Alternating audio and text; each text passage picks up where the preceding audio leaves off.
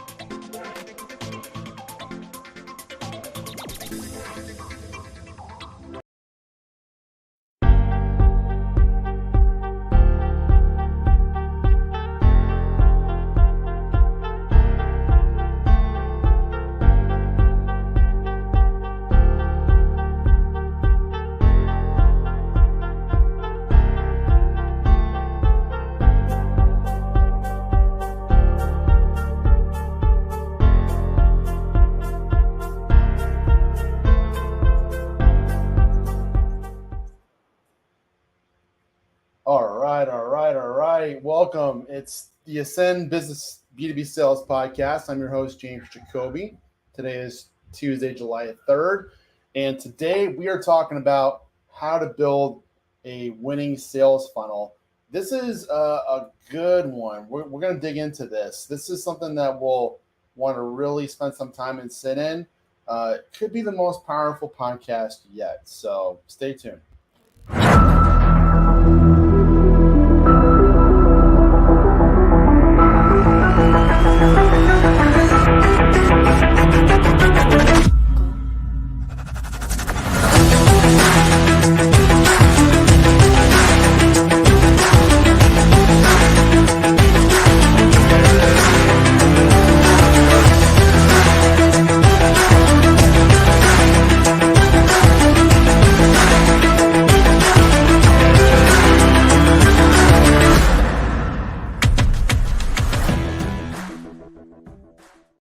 Welcome, guys. This is James Jacoby. I'm your host. This is the Ascend B2B Sales Podcast. And today we're talking about how to build a winning sales funnel.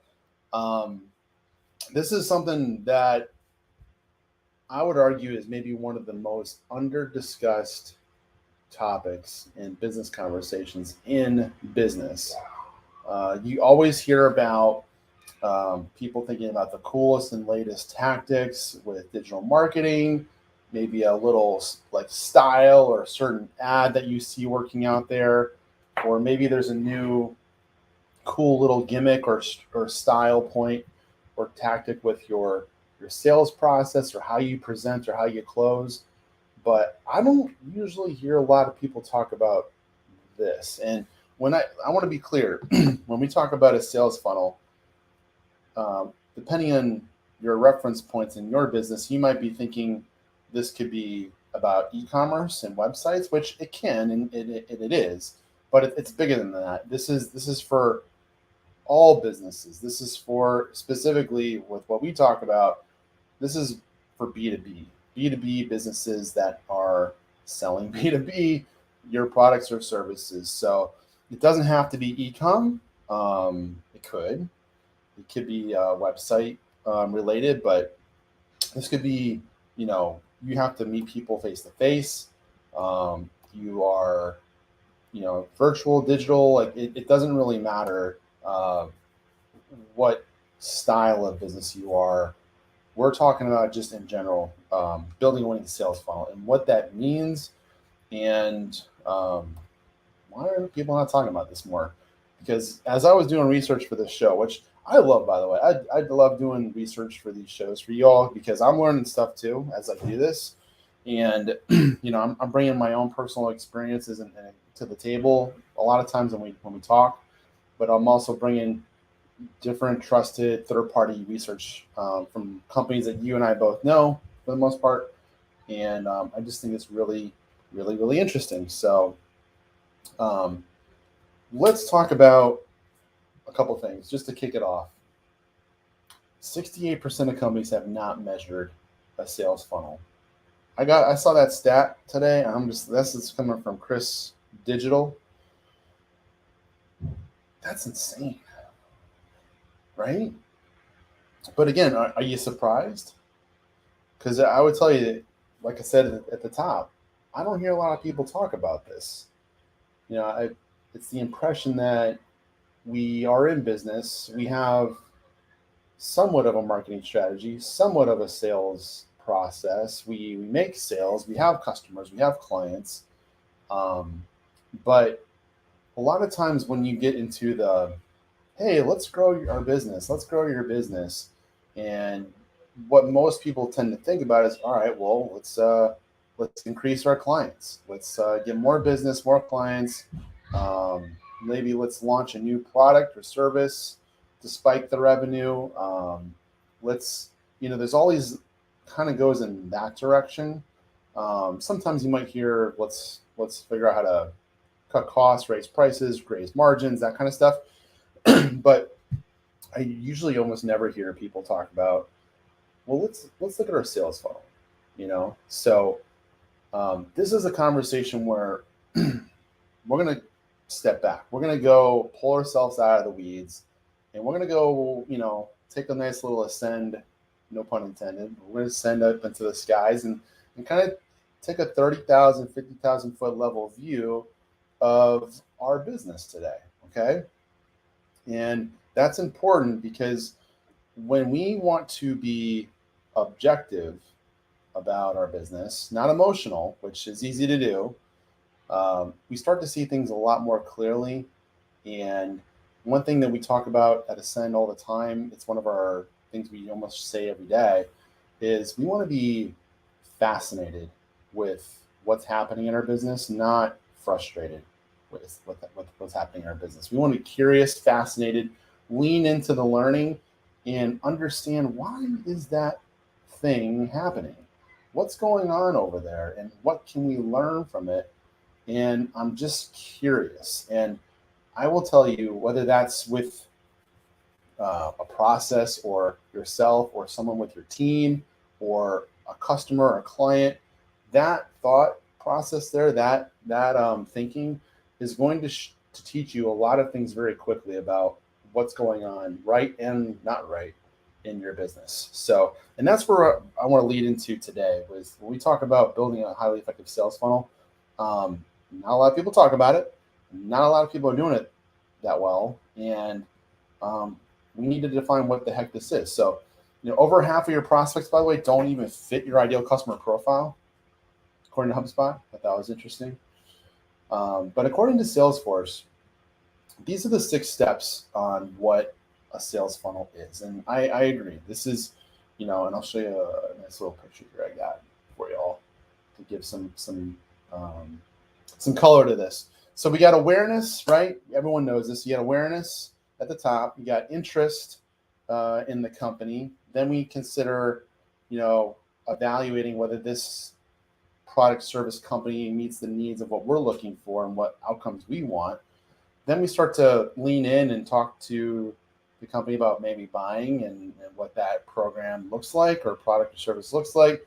Close, and then the renewal. So like, this is a basic, sales funnel, if you will, of any business. Online, offline, doesn't really matter. This is what happens. So the the thing that I think is really interesting about this is, most people focus on the bottom, like closing the sale, or maybe just like the very, very top. Like let's do some promotions, let's do some campaigns, some ads or whatever. But it's a funnel, right? So there's not one step or two steps here. There's like 4, 5, 6+ steps to your funnel, right? And I hit on this last week a little bit, but not everyone is ready to buy your product or service right now, even if they could be a good client for you. In fact, most people aren't ready to buy for at least 3 months from now. They're just starting to check you out and get to know you today. So that would fall into the awareness bucket, right? The awareness stage. Um, but the thing that we want to think about when we look at how do you build an effective winning sales funnel is start to just ask yourself, okay, what does our funnel look like today? Like, how does our business operate? Where do people learn about us? That could be like 10 different answers. It maybe not be one. It's probably several different places that they learn of you. Referrals, connections, industries, your website, your social media, all sorts of places, right? So, where do they learn about you? And then what happens from that moment until they buy from you? And then they become your client or customer. And then even after that, what happens with your customer journey? And that's the big thing with this, guys, is customer journey and sales funnel should be synonymous, right? It's the same thing. And so, what do we want to intentionally have happen with our prospective clients and customers in the sales funnel? That's the question we got to be thinking about when we think about what is it to build a winning sales funnel for your business.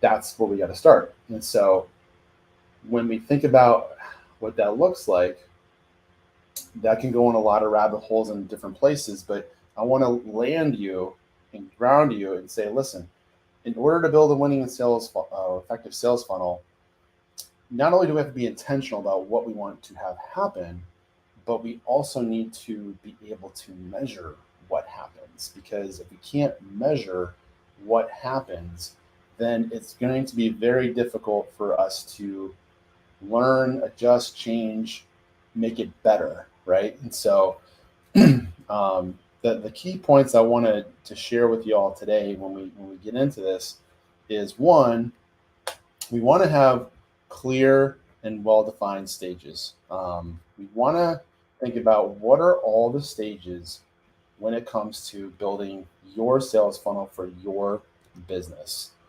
And that, again, that could be a few steps. I just showed you Salesforce's recommendation is like 6 steps, but there's strategy and there's things to do at every level of that funnel. And so we need to think about, okay, at this point in awareness, where to get people become aware of you. And when that happens, how do we bring them down the funnel, right? Well, they need to be educated. We talked about that on prior shows. Your consumer today is more skeptical and more savvy than they've ever been in your life. And it's only going to become more of that. People are studying you. They're thinking about you way before they ever speak to you. In most cases, when leads come to you, they've thought about it somewhat, at least, to decide that it's worth speaking with you. They put some thought into it. It's rare where you'll meet an completely uneducated buyer that wants to speak with you, even though they may not completely understand your program, your service, your product, and how it actually works. They've done some thinking on the outcomes that they want. They've boiled it down to you as one potential option of maybe a few, and now they're ready to engage with you. So what can we do if we go back to that picture again? When people become aware of you, how can we generate interest in how they feel about you and the offering? And then how do we help them evaluate whether it's for them or not? And again, a lot of this is on the marketing side. It can be on the sales side, But we need to think about, you know, web capture forms, information we can collect from them on helping us see who they are. How can we put out information on our website, on our social media, on any email marketing? How can we put out information that helps them self-qualify themselves in or out on whether this product or service that we offer is for them, and really begin educating them on what are the benefits, the advantages, and I like to add, what are the situational points in their business, in their life right now that are happening, that are the most common for what you've seen when you convert customers or clients. I think about that a lot, is because everything is fluid. Every day is fluid. You could have a buyer today become a non-buyer tomorrow. There's things that pop up in people's lives that influence them on why they feel like they need something right now, right? And so when we think about what are all the different situations that can occur with your ideal client profile, we need to think about that, and we need to think about that and put that somewhere in our strategy of top funnel to educate people and say, hey, we know and hear you and see you. Those situations you're experiencing, we can talk about that. If you're not in these types of situations, it's not that we can't help you. It's just, our best clients fit these types of, check boxes of who they are, what they're going through, what they're looking for, what they've tried, what outcomes they want. We should be able to speak to all that very clearly in our marketing language so that people can clearly be educated. It's not difficult for them, and they can understand the opportunity. I, for example, looked at an opportunity today. Someone approached me recently with a business opportunity, and they gave me some information to look at about what that looked like. And it was very too vague. Like, it was very like big picture speak, and like they were dancing around what the thing was, and using a lot of very big marketing language that made you feel good, or it sounded really cool, but it didn't really tell you what the heck this thing was. And to me, I tuned out. Like, after a few minutes of looking at that, I couldn't stick with it, because I'm a buyer too. I'm impatient. Buyers are impatient. When they want something, they want it now, and buyers know more or less what they want. They may not realize the best way to get the thing in most cases, why they hire experts like you, but they need to understand what it is that you do and how you do it, and why they should stick around. So that's the thing when you look at this, is like, when you do this intentionally and you put the right information on your website, social media, email marketing, etc., up top to speak to the outcomes, and then also the how and the what. If you can start to lay that in here, you're starting to really solidify your engagement of your prospects. And now we can start to think about how to move them down the funnel into a sale by doing calls to action and encouraging them to take action and speak with somebody, or schedule a meeting, or download this, or book a call, or whatever it is that we need to then take the next step. We can increase our conversion rates for that to happen if we do the top part right, or better, right? And so that's why, when you think about building a strategic sales funnel, you got to think about how you're going to measure stuff, and how do you measure each level of that. For example, bottom up sales conversion rates. Do you measure your conversion rate every month? How many meetings did you have? How many sales did you close from the meetings? How many leads a month are you collecting that you get? Where are the leads coming from? What lead sources are they? If we go further up the funnel, what marketing campaigns are we running, and where are we running them, and how often are we running them? What are the topics and the content of those campaigns, and who are we sending them to? And what's the total volume of sends that we're putting out there? How many leads are we prospecting to? How many emails and how many social media posts and how many calls are we making to generate enough lead flow at the top to get down to interested people that want to schedule a call with us? Like, All those things are measurable KPIs that you can look at every day, every week, that I would highly recommend you do, because all those pieces of information are going to help you get clues to what's happening in your sales funnel. Too many times I see business owners frustrated with their sales funnel.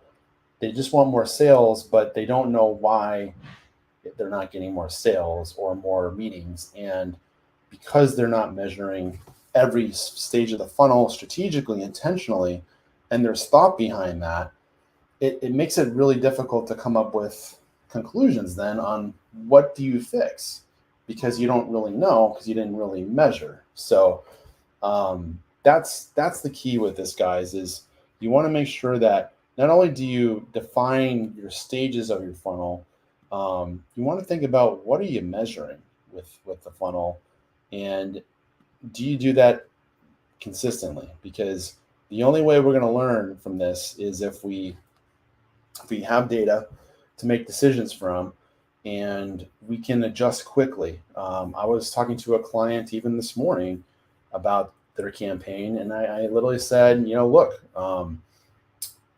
it's okay. The campaign's going okay. It's early, but honestly, within a week, if we don't see these kinds of numbers and conversion points, then there's no need to wait anymore. Like, data comes to you quick in marketing. We need to change some things. We need to change the subject lines. We need to change maybe some topical points, some structural design of the copy, because the messaging and the topics and the layout matter when you market to people. It either works or it doesn't work, to a degree. There's gray in there, but to a degree, you should be able to build effective campaigns on social media, on ads, on email, on whatever, and have a best in practice level of metrics that you adhere to. And if you're not hitting those best practice marks with your campaigns, something's got to change. You got to fix it, and that's why you got to measure. And so the good news is once you land on good performing KPIs at every stage of your sales funnel, shocker, guess what? You're going to have a more high performing sales funnel. Don't change it then. Keep what's working and then keep feeding it up top once you get to that point. But we can't get to a logical, mathematical, scientific approach to this unless we actually slow down and ask ourselves, okay, again, how do I do this? What am I measuring at every stage of my sales funnel? And what's important to us with KPIs? And how do we know if it's going well, or how do we know if we need to change something? And what changes do we need to make at each stage of this? There's tactics and strategies on a closing call. There's tactics and strategies on your presentation call and laying out the offer. There's tactics and strategies for getting meetings set and prospecting and following up with potential leads. Most salespeople will give up on a lead after one attempt. That is not going to cut it for you to grow your business. So that's what I'm saying. Every piece of the sales funnel matters. And if we don't have this conversation more often and really take a look at this, at least, if you're not doing it every week or month at the lowest, or at the worst, you got to do more. Do not do this every quarter or a year. That's too long. You're missing sales. You're missing opportunities. This is a strategic focus of the business that needs to be had with you, the CEO, your lead marketing executive, your lead sales executive, and feedback from your team. We talked about this last week on how to build a high-performing sales team, but how to get better with your sales team and make them more high-performing, spend a lot of time with them. You solicit a lot of feedback.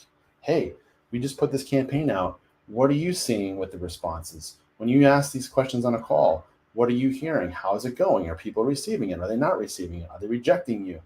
Are they loving it?